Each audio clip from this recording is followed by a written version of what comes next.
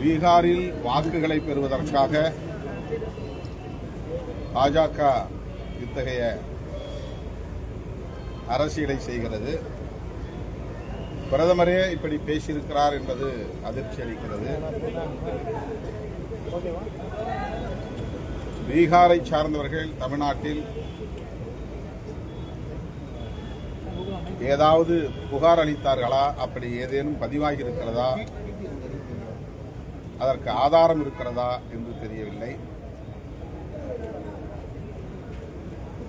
பீகார் மட்டுமல்ல, பல மாநிலங்களிலிருந்து வட மாநிலத்தவர் ஏராளமானவர்கள், லட்சக்கணக்கானவர்கள் கோவை, திருப்பூர், சென்னை போன்ற பகுதிகளில்